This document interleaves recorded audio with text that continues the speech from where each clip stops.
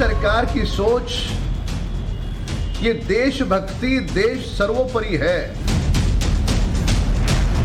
BJP के लोगों ने एक ऐसी चीज लाया जिससे हिंदू मुस्लिम के बीच में एक दरार पैदा हो। इनकी हमेशा से मानसिकता रही है किसी न किसी तरह ध्यान भटकाना है।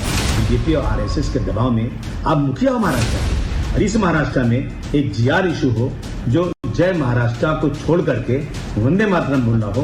मैं समझता हूं आप भी लगता है इस दबाव में आ गए हो।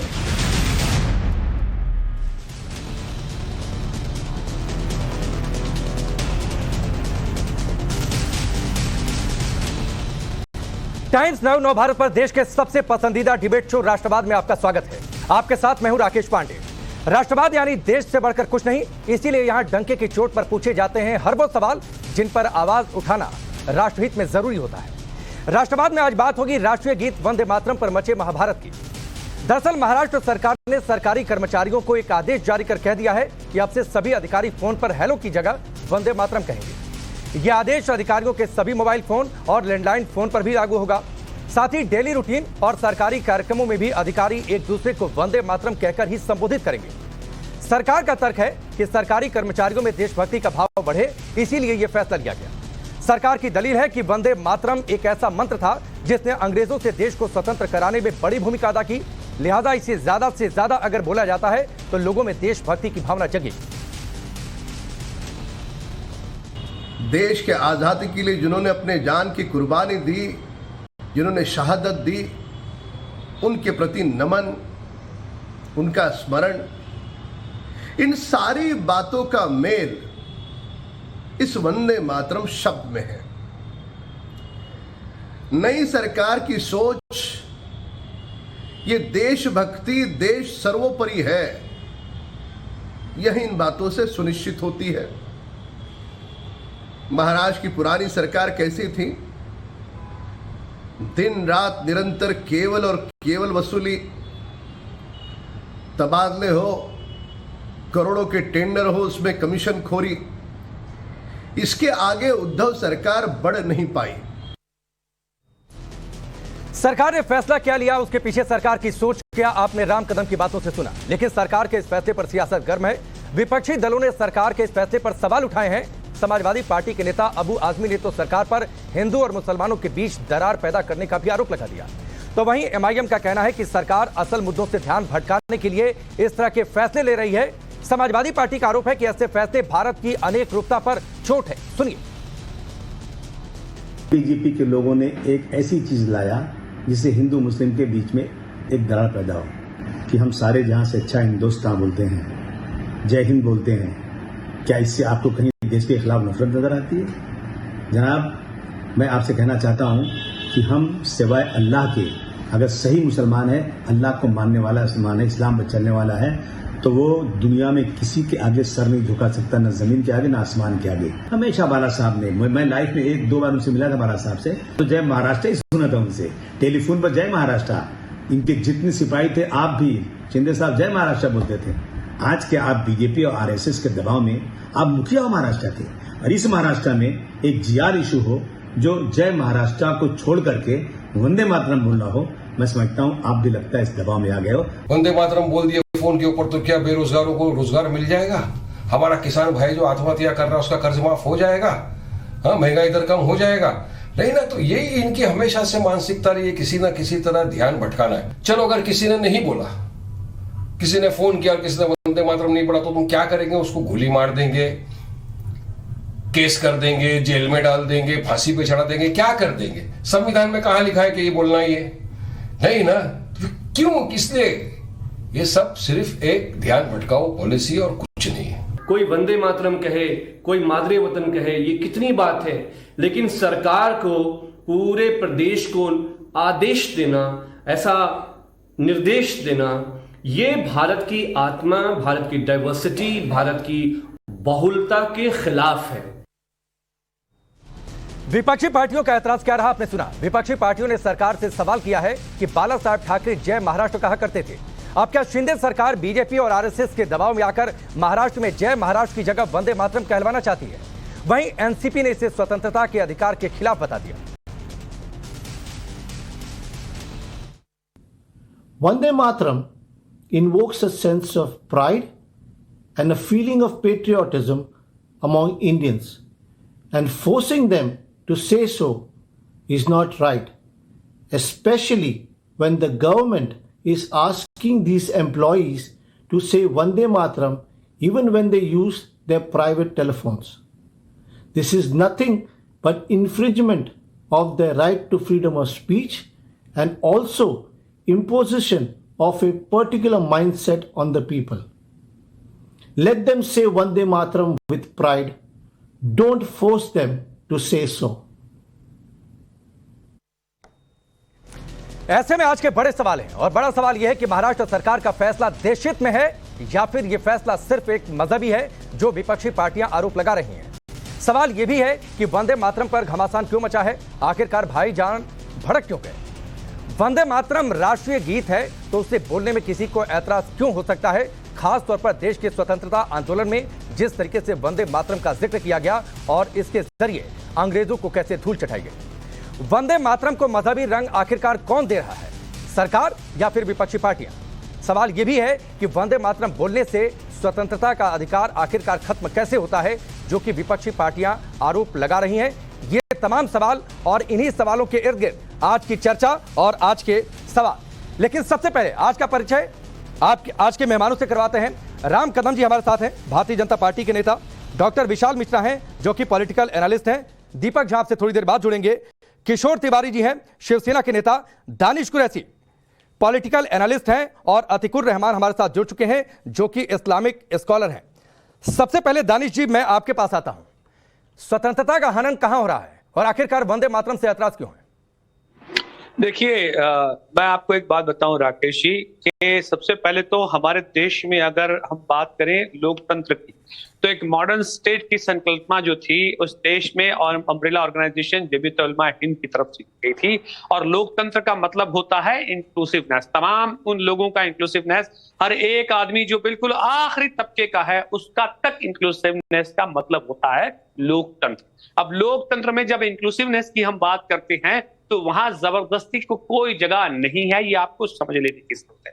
ना किसी वर्ग को, ना किसी धर्म को, ना किसी लिंग को, ना ही किसी प्रकार की मानसिकता को भी थोपने की जगह है। लोकतंत्र की व्याख्या को आप पहले तो समझ लीजिए। जब आप लोकतंत्र की व्याख्या समझ जाएंगे ना, तब आप इंक्लूसिवनेस में आ जाएंगे। और जब आप इंक्लूसिवनेस में आ जाएंगे तो इंक्लूसिवनेस में फोर्सफुलनेस को कहीं जगह नहीं होती, दबाव पूर्वक किसी भी प्रकार के फरमान को कहीं जगह नहीं होती। इसीलिए लोकतंत्र में विश्वास हर एक व्यक्ति का, हर एक लोक का, हर एक नागरिक का है। ये जो कदम महाराष्ट्र की सरकार ने उठाए हैं, इससे लोगों का विश्वास लोकतंत्र में कम होगा, यकीनन कम होगा, क्योंकि आप वंदे मातरम बोलने से लोकतंत्र में लोगों का विश्वास कम होगा। मैं बताऊं आपको, सुनिए मेरी बात। अगर हम जाएंगे कॉन्स्टिट्यूएंट असेंबली के अंदर में, बकायदा हमारे राष्ट्रगान के ऊपर इस पे चर्चा हो चुकी है। वंदे मातरम उसके अंदर में एपिसेंटर में रहा है। मैंने पूछा वंदे मातरम बोलने से लोगों का लोकतंत्र में विश्वास कम होता है, जो आप जिक्र कर रहे हैं। महाराष्ट्र के लोग आहत हो रहे हैं इससे। सुनिए राकेश जी, अगर आपसे कोई जबरदस्ती अगर अल्लाह की आराधना करवाएगा तो आप करेंगे। आप अगर सरकारी मतलब आप वंदे मातरम नहीं कहना चाहते, आपको कहीं चर्च में ले जाने की बात करेंगे। आपको आपत्ति है वंदे मातरम कहने से? सीधे ये कहिए। हाँ बिल्कुल, क्यों नहीं, क्यों आपत्ति है? अरे क्यों आपत्ति नहीं होनी चाहिए? मुझे आपत्ति करने का अधिकार संविधान ने दिया है। आप कैसे पूछेंगे मुझे क्यों आपत्ति है? आपको ऐतराज क्यों है? आपको ऐतराज क्यों है उस वंदे मातरम को कहने से जिसने इस देश के स्वतंत्रता आंदोलन में जान फूंकी, जिसने ताकत दी क्रांतिकारियों को कि अंग्रेजों के सामने डटकर खड़े हो सके? आपको वंदे मातरम कहने से क्यों दिक्कत है? सुनिए मेरी बात, उस वंदे मातरम को कहने से, जिस वंदे मातरम का जिक्र करते हुए उनका कोई रोल नहीं, फांसी के फंदे पर झूल गए, उस वंदे मातरम का जिक्र करने से आपको दिक्कत क्यों है? राकेश जी सुनिए, जिनकी आप बात कर रहे हैं ना, इस देश की आजादी में उनका कोई रोल नहीं है। वो अंग्रेजों की मुखबिरी किया करते थे। क्रांतिकारियों ने वंदे मातरम नहीं कहा, क्रांतिकारियों ने वंदे मातरम कहकर फांसी के फंदे को नहीं चूमा। कौन से लोगों ने कहा? दानिश कुरैशी, क्रांतिकारियों ने क्या वंदे मातरम कहते हुए फांसी के फंदे को नहीं चूमा? तो जिन्होंने कहा उनका वेलकम है, उससे कोई परहेज नहीं। आप आप अभी कह रहे थे, अरे क्यों कहलवाएंगे? दानिश कुरैशी आप अभी कह रहे थे, आप अभी सवाल उठा रहे थे क्रांतिकारियों ने वंदे मातरम नहीं कहा। सुनिए, आप इस देश में अंग्रेजों ने किसने कहा? मुझे गिनाइए तो बताइए 10 नाम गिनवाइए, तो आप गिनवाइए राकेश जी, चलिए। नहीं 10 बिल्कुल। नाम गिनवाइए आप। क्या सविनय अवज्ञा आंदोलन में वंदे मातरम का जिक्र नहीं हुआ? 10 नाम अशफाक उल्ला गिनवाइए खान ने, आप, अरे जिन्होंने अशफाक वंदे उल्ला खान मातरम ने नहीं कहते कहा था हुए वंदे फांसी के मातरम। तख्ते पे चढ़ो। अशफाक उल्ला सुनिए खान मेरी ने बात, नहीं कहा था मुझे वंदे 10 मातरम। नाम बताइए। राम 10 प्रसाद नाम बिस्मिल ने बताइए, वंदे किसने मातरम नहीं कहा कहा था। किसने कहा? आप नाम गलत गिनवा रहा जानकारी दे रहे हैं हूं, आप। नाम गिनवा गलत रहा हूं। जानकारी दे रहे हैं राम आप। प्रसाद बिस्मिल ने राकेश जी, वंदे गलत मातरम नहीं जानकारी कहा आप फैला था। रहे हैं। अशफाक आप उल्ला गलत खान ने वंदे जानकारी मातरम फैला नहीं रहे कहा था। हैं। राकेश साहब आप गलत जानकारी फैला रहे हैं। अरे आप गलत बातें कर रहे हैं। आप गलत जानकारी आप गलत फैला रहे हैं। बातें कर रहे किसने कहा हैं। आपसे? आप गलत बातें आप कर रहे गलत हैं। जानकारी फैला रहे हैं। राम कदम जी जुड़ चुके हैं। आप राम कदम जानकारी जी, फैला रहे हैं इनके राकेश हिसाब जी। से क्रांतिकारियों ने लाइए वंदे evidence मातरम का जिक्र आप नहीं किया था। evidence रखिए। वंदे आप मातरम evidence कहकर वो रखिए। फांसी के फंदे को नहीं चूमे थे। आप evidence अशफाक रखिए। उल्ला खान, राम राकेश जी, प्रसाद आप बिस्मिल ने evidence वंदे रखिए, मातरम माफी नहीं कहा था। ये राकेश सिर्फ जी, आप आप लोगों का evidence रखिए, प्रोपेगेंडा है। माफी मांगिए। आप सिर्फ मजहबी राकेश जी, राजनीति आप कर रहे हैं, evidence रखिए ये कहना या है दानिश माफी कुरैशी का। मांगिए। राकेश जी, आप एविडेंस रखिए या माफी मांगिए। नहीं, आप एविडेंस रखिए ना कि नहीं कहा था। अरे आप एविडेंस रखिए कि नहीं कहा था। आप एविडेंस रखिए कि नहीं कहा था। आप एविडेंस रखिए कि नहीं कहा था। इतिहास पढ़िए, इतिहास में जिक्र है इसका। इतिहास में जिक्र है इसका। इतिहास में जिक्र है। राकेश जी, इतिहास में जिक्र है दानिश कुरैशी। इतिहास में जिक्र है। कौन सी आप नेशनल टेलीविजन पर बैठकर बताइए कौन सी? सुनिए, आप नेशनल टेलीविजन पर बैठकर आप नेशनल टेलीविजन पर बैठकर मजहबी प्रोपेगेंडा फैला रहे हैं। राम कदम जी जवाब दीजिए इनको। राकेश जी, ठीक है, सुनिए राम कदम जी, आप एविडेंस दीजिए। राकेश जी, आप एविडेंस दीजिए ना कि नहीं कहा था। राम कदम जी, अरे आप कह रहे हैं कहा था तो आपको एविडेंस देना पड़ेगा, मैं क्यों दूंगा? राकेश जी, आप झूठ फैला रहे हैं राकेश जी। राकेश जी, दानिश जी सुनिए, दानिश जी सुनिए, दानिश जी जी आप बोलिए बोलते कदम जी समय बोलिए। इस चर्चा में हमने कहीं पर भी आपको नहीं टोका। आप दानिश जी, मैं कुछ आपको तथ्यों के आधार पे इतिहास में थोड़ा सा ले जाऊंगा। पूरा का पूरा समय बाकी के वक्ताओं को राकेश दिया जाए। मैं केवल 1 से 1.5 मिनट लूंगा। कुछ इतिहास के कुछ आधार यहाँ पे मूलभूत मुद्दे बताऊंगा। सबसे पहले देश को जिस रात्रि को आज़ादी मिली 1947 में, उस रात्रि को जो संविधान सभा हुई उसमें सभी जाति धर्म के लोग, कई सारे लोगों ने शहादत दी, जान की कुर्बानी दी। उसके पश्चात जब देश को आज़ादी मिलने जा रही थी, उस रात्रि को जो संविधान सभा हुई उसका आरंभ हुआ वंदे मातरम से और उसका समापन हुआ जनगण मन से, जिसमें हिंदू नेता भी थे, उसमें मुस्लिम भाई नेता भी थे, सभी लोग थे। ये पहला बिंदु। अब ये वंदे मातरम का आरंभ कब से है? ये 7 नवंबर 1876 से इसका आरंभ है, जब बंकिम चंद्र जी ने पहली बार, बंकिम चंद्र चट्टोपाध्याय जी ने आनंद मठ में इसे सम्मिलित किया है 1882 में। उसके पश्चात इसके आगे चल करके देखिए कि 1905 में जब कांग्रेस की कार्यकारिणी की बैठक हुई, उस बैठक में इस गीत को राष्ट्रगीत का दर्जा मिला। उसके पश्चात 1906 में इस वंदे मातरम, जो पहले थोड़ा सा बांग्ला थोड़ा सा संस्कृत दोनों से मिश्रित था, वह यह गीत देवनागरी लिपि में आया। उसके पश्चात आगे चलते चलते 28 अक्टूबर 1937 को कांग्रेस के कलकत्ता अधिवेशन में इस राष्ट्रगान को अनिवार्य बनाया गया। अब इसकी जो पूरी इतिहास की कहानी है, यह 125 वर्षों के ऊपर की कहानी है। इसके बाद मैं आपको हाल की बात बता दूं, 2002 में जब बीबीसी ने पूरे विश्व में एक अच्छे राष्ट्रगीत का गान का जो सर्वेक्षण किया, उस सर्वेक्षण में सबसे पसंदीदा गीत करके किसे चुना गया है? तो सबसे पसंदीदा गीत करके वंदे मातरम को चुना गया है। अब ये सारी जो बातें, इन बातों को हम नकार नहीं सकते। शब्दों के अर्थों पर चर्चा हो सकती है, वह शब्द ये न हो ये हो, इस प्रकार से चर्चा हो सकती है, पर वंदे मातरम इस शब्द के अर्थ पे हम नहीं जाए। यह शब्द एक ऊर्जा देने वाला है, माँ भारती को आजादी दिलाने वाला है। लेकिन दानिश कुरैशी को इससे ऊर्जा नहीं मिलती है। उदाहरण क्या? राम कदम जी, दानिश कुरैशी को इससे ऊर्जा नहीं मिलती है। राकेश पांडे जैसे लोग जो फरेब फैलाते हैं टीवी पे बैठ के, मैंने उससे कहा कि एविडेंस रखिए, तो एविडेंस के नाम पे उनके पास जीरो है। इतिहास की बातें बताइए कदम साहब, आप जो सुनिए कदम साहब, मैं आपको जवाब दूं। कदम साहब, आपने जो बात की है मैं उसका जवाब दूं। सुनिए, देखिए, आपने ये कहा कि 1874 में इसका एग्जीक्यूशन हुआ, उसके बाद कांग्रेस ने ये किया, उसके बाद इसने ये किया। ये सब आप, अगर आपको लगता है कि कांग्रेस ने किया तो कांग्रेस का जो अगला अधिवेशन होगा उसमें जाके आप गवाइए, हमें कोई प्रॉब्लम नहीं। सुनिए मेरी बात, मैं आपको बता दूं, इस देश में कांग्रेस का शासनकाल ही था जिस शासनकाल में संविधान के लागू होने के बाद इस देश का राष्ट्रगान जनगण मन अधिनायक जय हुआ, वो वंदे मातरम नहीं हुआ। दूसरे नंबर की बात मैं आपको बता दूं कि अगर बीबीसी, सुनिए कदम साहब आप बोल रहे थे, मैं चुप था, अब सुन लीजिए, कदम साहब सुन लीजिए, आप सुन लीजिए फिर बोलिएगा आप, कदम साहब सुन लीजिए। देखिए, बीबीसी ने सबसे अच्छे राष्ट्रगान का अवार्ड दिया, अच्छी बात है, हमें उससे कोई एतराज नहीं है, हमने बीबीसी पे कोई वो नहीं लगाया कि भाई आपने क्यों दिया, अच्छी बात है, उनको अच्छा लगा, उनको अच्छी बात है, लगना चाहिए, कोई प्रॉब्लम नहीं है। लेकिन सवाल ये है कि बीबीसी को अच्छा लगा है इसलिए दानिश भाई को भी अच्छा लगे, राम कदम साहब को भी अच्छा लगे, राकेश जी को भी अच्छा लगे, ये जरूरी तो नहीं है। सवाल ये है कि आप किसी को फोर्स क्यों करें।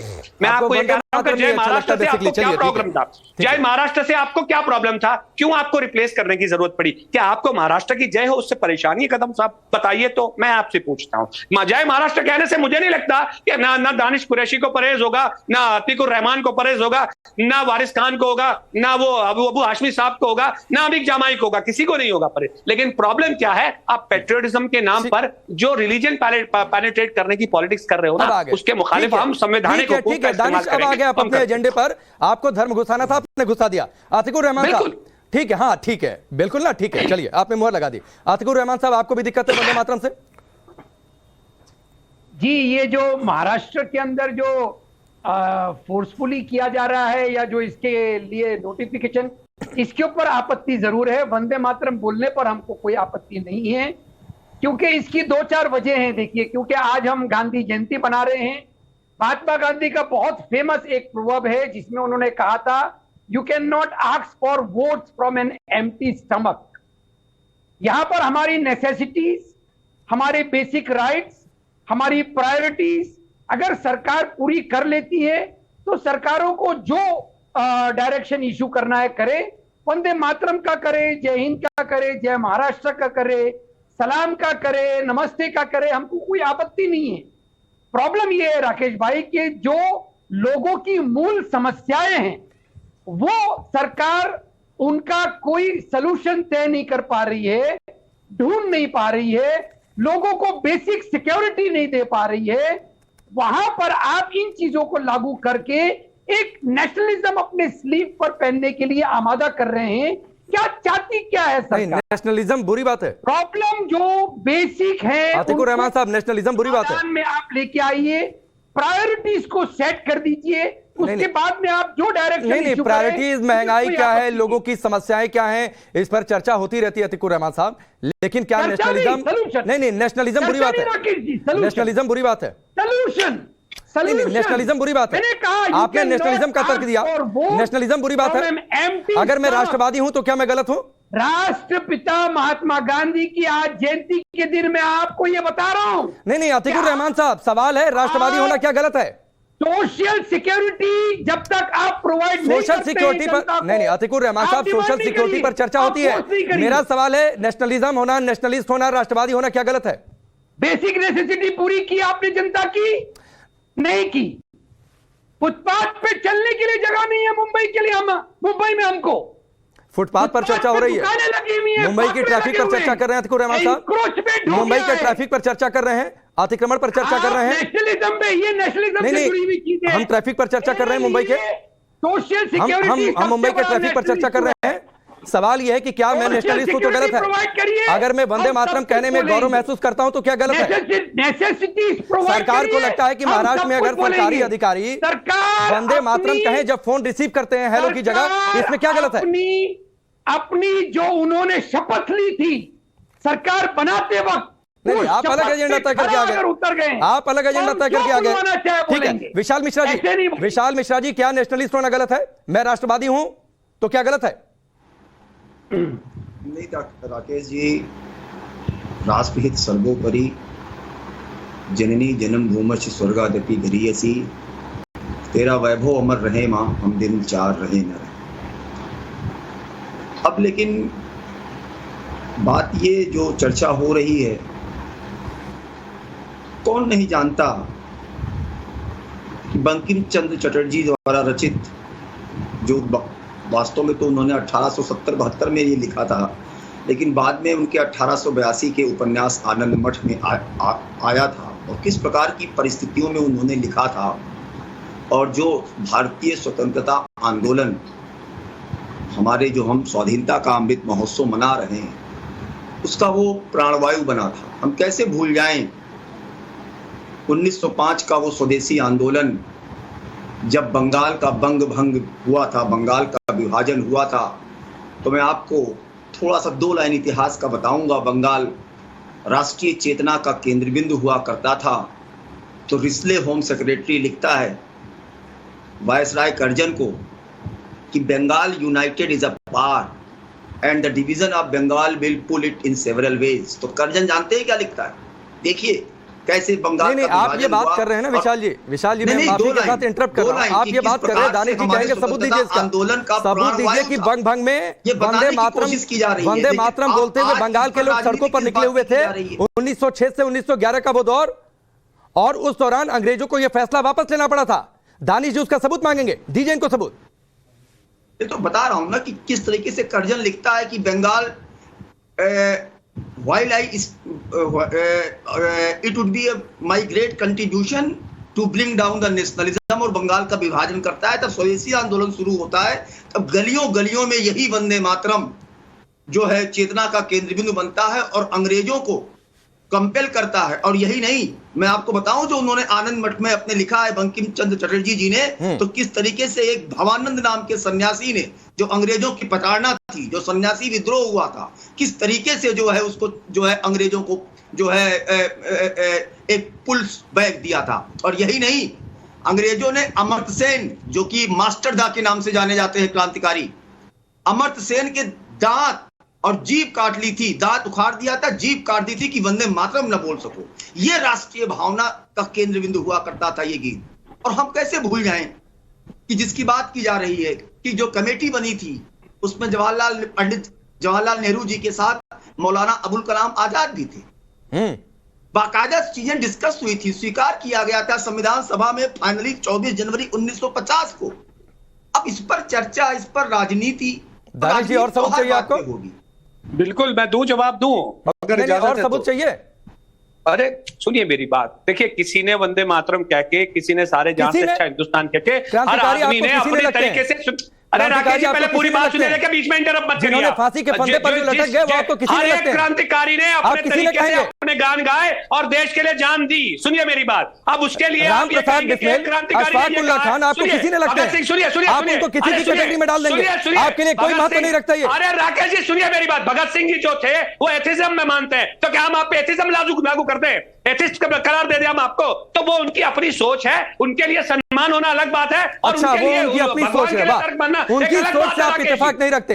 राम प्रसाद बिस्मिल, अशफाक उल्लाह खान की सोच से दानिश कुरैशी कोई इत्तेफाक नहीं रखते, उनके लिए कोई मतलब नहीं रखते। सुनिए बिस्मिल्लाह, राम प्रकाश की और उनकी अपनी सोच है, दानिश कुरैशी के पास अपने संवैधानिक हकूक है। सुनिए उनके अपने संवैधानिक हकूक हैं और आप जो अपनी जान कुर्बान दे गए लागू नहीं कर सकते। दानिश कुरैशी, हम स्वतंत्र मुल्क में सांस ले रहे हैं, उनके लिए आप कह रहे हैं कि उनकी अपनी सोच है, उनके लिए उनकी अपनी सोच है, तो आपको अपनी सोच मुबारक हो, आपको अपनी सोच मुबारक हो। और मुझे लगता है कि हमारे पैनल पर बैठा कोई भी आदमी, हमारे पैनल पर बैठा कोई भी गेस्ट आपकी सोच से इत्तेफाक नहीं रखता, आपकी सोच से इत्तेफाक नहीं रखता, आपकी सोच से इत्तेफाक नहीं रखता।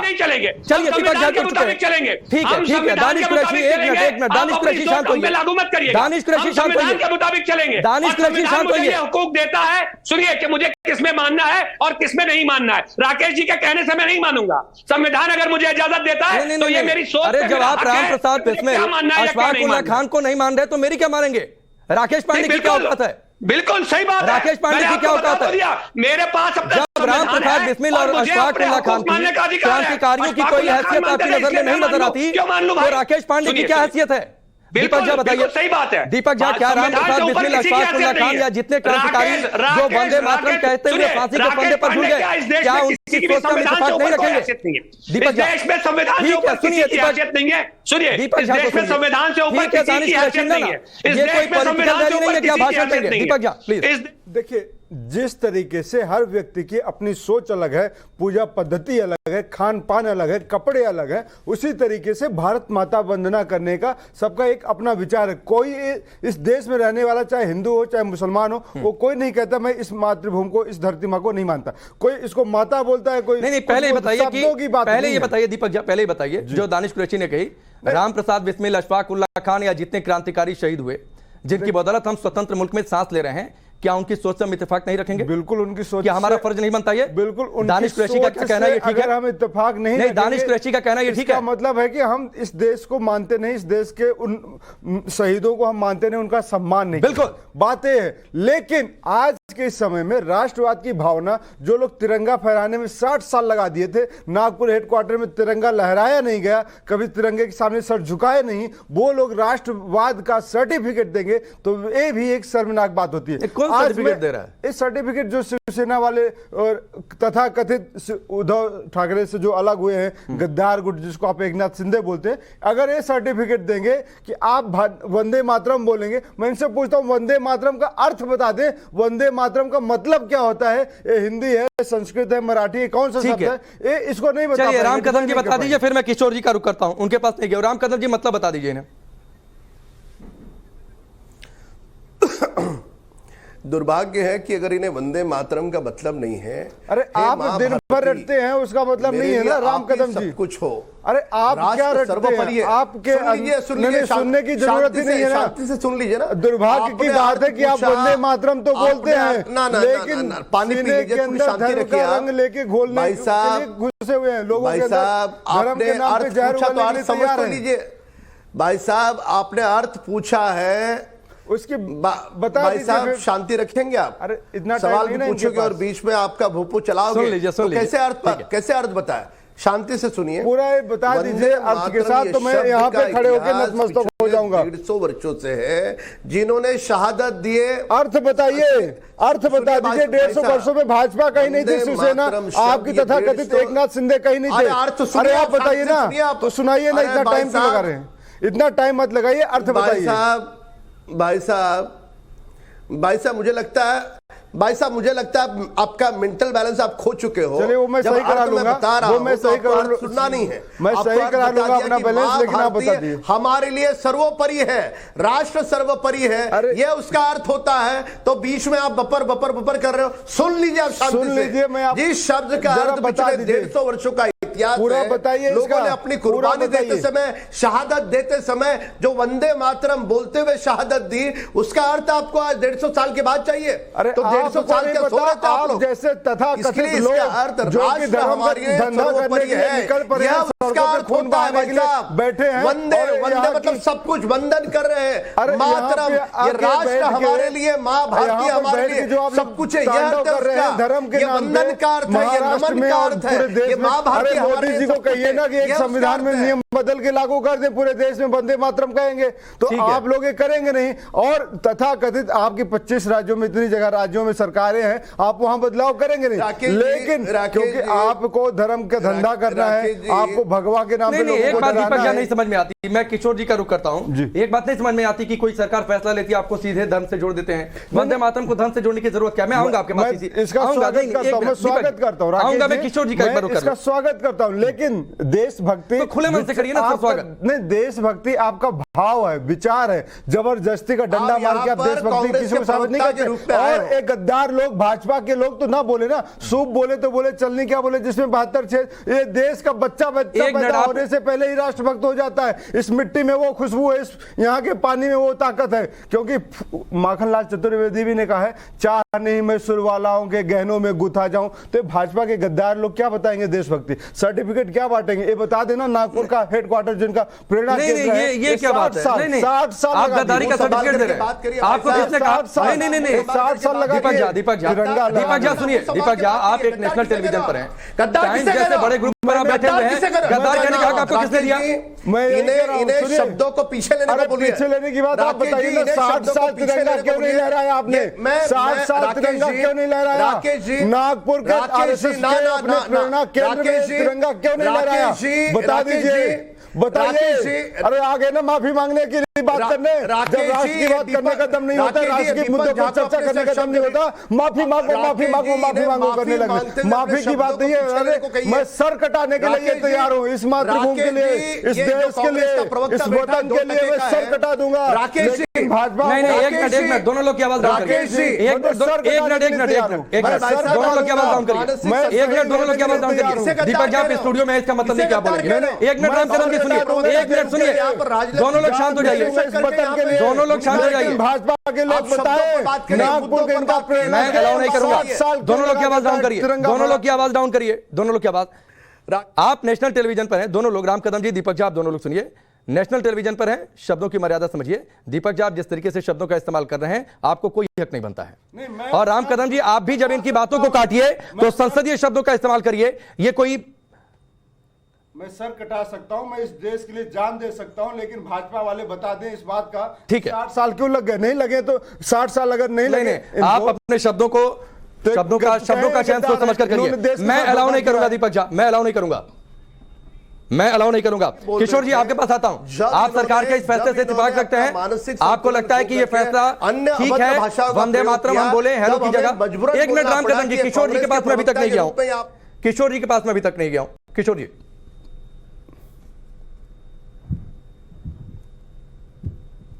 कि ये सत्य है कि वंदे मातरम एक आजादी के मूवमेंट के अंदर बहुत ज्यादा उसका इम्पैक्ट रहा, लेकिन अब 75 साल मना रहे, हो सकता जिन्होंने ये प्रपोजल रखा उनकी मंशा भी अच्छी हो, लेकिन महाराष्ट्र में इसके पहले जय महाराष्ट्र बोला जाता था।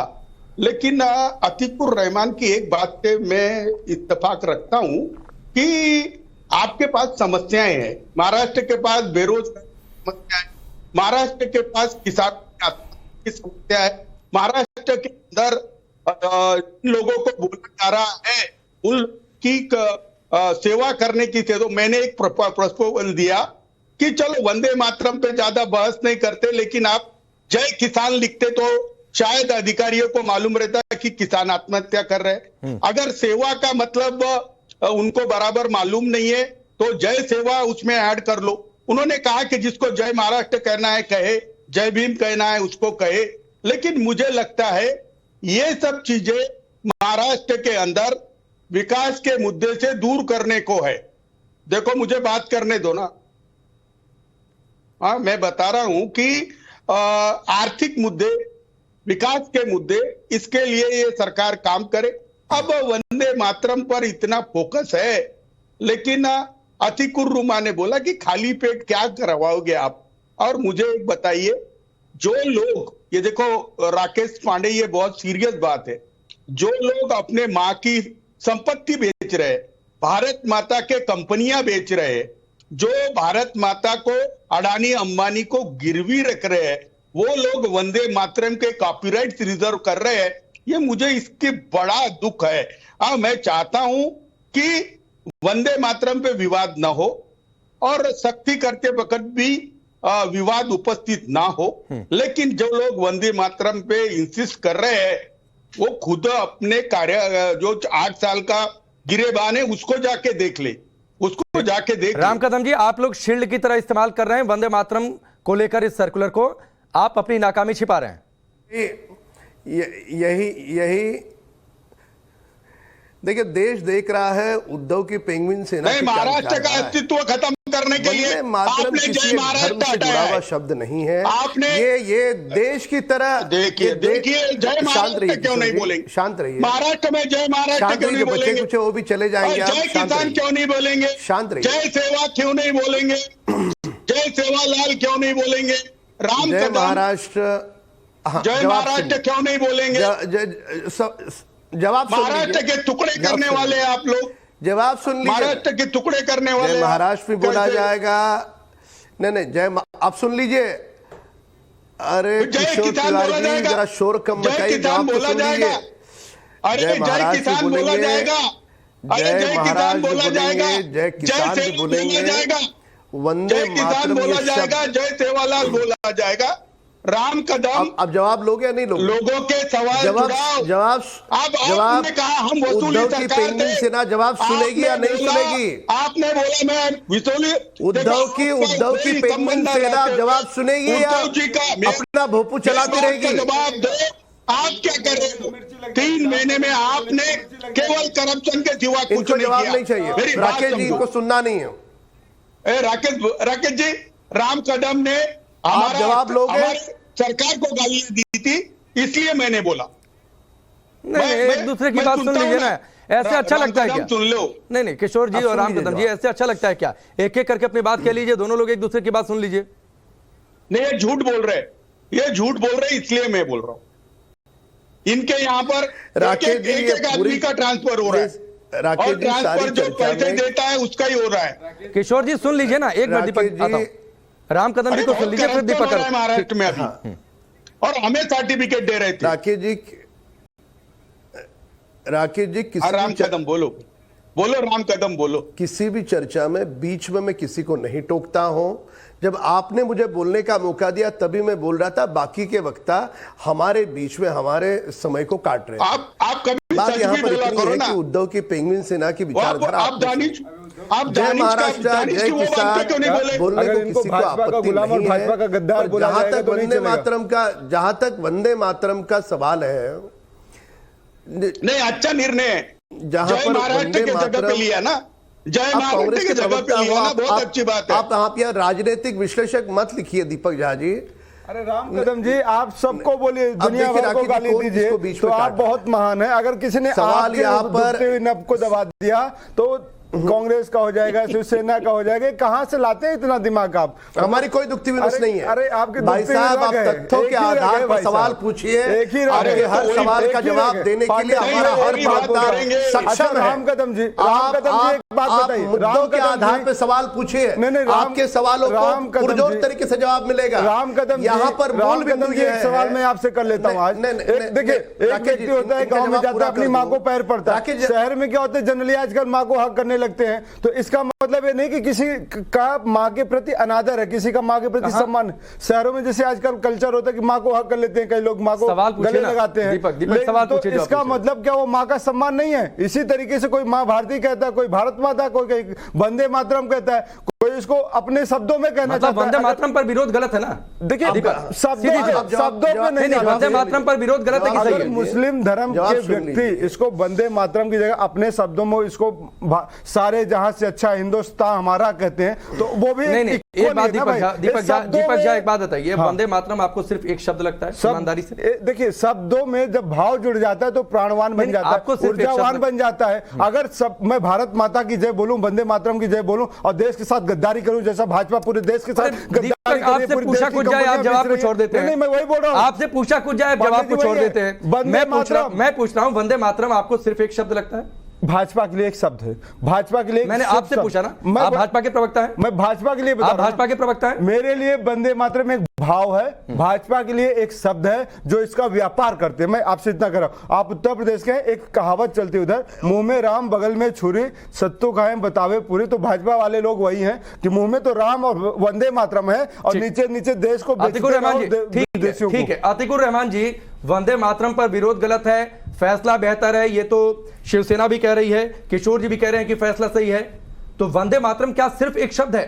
क्या हमें उसी भाव के तहत उसको नहीं लेना चाहिए जिस भाव के तहत इसका देश के स्वतंत्रता आंदोलन में जिक्र हुआ? जी राकेश जी, सही है। देखिए, अगर हम भावनाओं की बात कर रहे हैं और हम ये बात कर रहे हैं कि किस तरह से हम इमोशंस डेवलप करें, कोई भी एक नारा देके, तो आप भगत सिंह को कैसे भूल सकते हैं? आपने अशफाकुल्लाह खां का नाम लिया। नहीं, कौन बोल रहा है? मैंने कहा क्या कि भगत सिंह को भूल जाए? नहीं, सुनिए, मैं जब बीच में नहीं टोकिए, मैं आप ही की बात कह रहा हूं। क्या वो नारा गलत होगा? फिर सरफरोशी की तमन्ना अब हमारे दिल में है, देखना है जोर कितना बाजुए कातिल में है। आज ये कातिल बीजेपी, जिस तरह से आपने नाम बिगाड़ने दिया, राम कदम जी को शिव सेना का, वो पेंगुइन सेना कह रहे हैं। क्या मैं ये कहूं और इनको अच्छा लगेगा? बलात्कारी जनता पार्टी बीजेपी, ये कोई अच्छी बात नहीं है। आज अगर हम जिस सत्ता के साथ लड़ाई कर रहे हैं, जो देश को बेच खाने की बात कर रही है बीजेपी, उसके लिए अगर कोई अच्छा नारा है तो वो है सरफरोशी की तमन्ना अब हमारे दिल राम में कदम है। जी, देखना है कातिल बीजेपी है। बाज हुए बीजेपी में है। पेंगुइन सेना कह रही है, हमने तो केवल सोशल मीडिया में जो नाम चल रहा है वह नाम हमने बताया, पेंगुइन सेना हमने नाम नहीं दिया, सोशल उन्होंने मीडिया स्वयं ही वो नाम स्वीकारा है। स्टूडेंट रहोगे हमेशा। आप आदित्य का स्टेटमेंट सुन लीजिए, आदित्य ठाकरे जी का स्टेटमेंट सुन लीजिए, उनका बयान सुन लीजिए। उस बयान में वे स्वयं कहते हैं कि उन्हें लोग पेंगुइन बुला रहे हैं, उनको बड़ा अच्छा लग रहा है। तो अब उनको जो अच्छा लग रहा है उसी नाम का हमने उसी नाम को यहाँ पे दोहराया है। हमने कोई किसी का नामकरण नहीं किया है, ना ही नामकरण करने की हमें आवश्यकता है। लेकिन आपके दिल में कभी भी सरफरोशी की तमन्ना अब हमारे दिल में है, वो भगत सिंह के भाव कभी नहीं आ सकते, क्योंकि आप सोशल मीडिया के गुलाम हैं। अच्छा, आप व्हाट्सएप मीडिया की यूनिवर्सिटी के स्टूडेंट हैं। आप अतीकुर रहमान जी, एक चीज मैं आपसे समझना चाहूंगा, उसके बाद मैं विशाल जी का रुख करूंगा। अगर इस्लाम के लिहाज से, चूंकि आप एक इस्लामिक स्कॉलर हैं, एक मिनट राम कदम जी, वंदे मातरम अगर कोई मुसलमान कहता है तो क्या वो एंटी इस्लामिक हो जाएगा? जरा इसको धर्म के नजरिए से बताइए। राकेश जी, ऑन अथॉरिटी में as a researcher on Islamic studies कह रहा हूं कि वंदे मातरम कहने से किसी मुसलमान का ईमान जरा भी खतरे में नहीं पड़ता है। बिल्कुल। और ये साबित कर दिया है AR रहमान ने, पूरे भारत में बच्चे के एक एक जुबान पर लाके वंदे मातरम, कहीं पर से कोई आपत्ति नहीं होती है। इस्लाम कहीं से नहीं रोकता है किसी मुसलमान को। फिर क्या दिक्कत है दानिश कुरैशी? फिर क्या दिक्कत है दानिश कुरैशी? रहमान साहब की बात का जवाब मैं बाद में दूंगा, पहले तो बात में बताऊं कदम साहब जो कह रहे थे। ऑल्दो मैं शिवसेना की बहुत सारी पॉलिसी के साथ रहमान जी ने जो बातें कही, अगर वो एंटी इस्लामिक नहीं है तो दिक्कत क्या है? जो आप मजहबी कह रहे थे, दरार पैदा हो जाएगा, समय उतना नहीं है, इस बात का जवाब दीजिए। देखिए पांडे जी, मैं आपको एक बात कह दूं, अतीकुर रहमान साहब की अपनी राय हो सकती है, बट मेरे पास अपने कॉन्स्टिट्यूशनल राइट है और मैं उसमें हेफेट नहीं रखता हूं, तो उस पर मुझ पर जबरदस्ती अतीकुर रहमान साहब भी नहीं लाद सकते। मैं ये उनके पास सामने ऑन रिकॉर्ड कह रहा हूं। अब उनको पूछ लीजिएगा कि क्या इस्लाम उनके ऊपर मुझे फोर्स करने की इजाजत देता है? बता दें अतीकुर रहमान। ये फोर्स की बात नहीं थी, मैंने सिर्फ ये पूछा था कि वंदे मातरम बोलना क्या एंटी इस्लामिक होगा? क्या इसलिए इस्लाम इसकी इजाजत देता है कि एक मुसलमान वंदे मातरम कहे और उसका धर्म खतरे में ना पड़े? उन्होंने कहा कि बिल्कुल कह सकता है। अरे बात धर्म के मजहबी कैसे हुआ? है ही नहीं, फिर दरार कैसे पैदा हुई? सुनिए पांडे जी, बात चॉइस की है। आप मेरी चॉइस पे आप अपनी चॉइस लागू क्यों करेंगे? क्या आपकी चॉइस मुझसे सुपीरियर है? नहीं, मेरी चॉइस होगी मैं देश के खिलाफ खड़ा हो जाऊं, क्रांतिकारियों के योगदान को नकार दूं, ये मेरी चॉइस हो जाएगी और मैं चाहूंगा आप इसका सम्मान करें। देश को बेचने वाले यही लोग हैं। विशाल मिश्रा जी, चॉइस की एक लिमिट होती है कि नहीं? विशाल मिश्रा जी, चॉइस की एक लिमिट होती है कि नहीं? मैं एक सेकंड, एक मिनट दीपक जी, कोई लिमिट नहीं है चॉइस की। विशाल मिश्रा जी, चॉइस की एक लिमिट होती है कि नहीं? देखिए राकेश जी, चॉइस आपकी व्यक्तिगत हो सकती है, इसमें कोई दो राय नहीं, लेकिन जब देश की बात आती है तो सभी लोग एक साथ होते हैं। लेकिन एक बात तो देखिए मिश्रा साहब, मेरी चॉइस नहीं है, आप जाके मुझ पर ऑफेंस रजिस्टर करा दीजिए। अगर कानूनन गुनाह बनता है ये, तो आप मेरे खिलाफ ऑफेंस रजिस्टर करवा दीजिए। अरे भाई सुनिएंगे तो मैं क्या कह रहा हूं, मैं जरा दीपक झा को बोल दूं, क्योंकि दीपक जी जब कांग्रेस बनी थी 1885 में, तो 1886 के अधिवेशन में ही गुरु रविन्द्रनाथ टैगोर ने वंदे मातरम गाया था। 87 छोड़ के 88 पे मैं बता रहा हूं मैं आपको, जो आप बार बार बोल रहे हैं। और दूसरी बात, आप जब भी डिबेट करते हैं, आप हर डिबेट में ये कहते हैं कि 60 साल से झंडा नहीं फहराया, जिसका उत्तर मैंने आपको कल भी एक डिबेट में दिया था कि आजादी के दिन स्मृति भवन में नागपुर में, जो आप कहना चाहते हैं राष्ट्रीय स्वयंसेवक संघ, तिरंगा फहराया गया था। और 2002 में आप ही की सरकार के विधायक सांसद के मुकदमा 2002 के बाद आप पब्लिक इंस्टीट्यूशन पे ये अधिकार मिला था कि आप फहरा सकते हैं। और बार बार हिंदू मुसलमान नहीं, बार बार जो आप कहते हैं, तो आप बार बार तथ्यों पर बात किया करें, ठीक है ना? आपकी अपनी भारतीय जनता पार्टी से दुराग्रह हो सकता है, विचारों का मतभेद हो सकता है, लेकिन मतभेद को मनभेद नहीं बनाना चाहिए। भाजपा के सामने जो राष्ट्रीय मुद्दे होते हैं वहां पर राजनीति नहीं करनी चाहिए। जो बात है उनको तथ्यों के साथ बोलिए। पांडे जी, मेरा 10 सेकंड का एक सवाल है। दीपक झा, आप बार बार मजहब को बीच में घुसा रहे हैं। जब ये एंटी इस्लामिक है नहीं, वंदे मातरम कहना किसी मजहब के खिलाफ हो नहीं सकता है। आप बार बार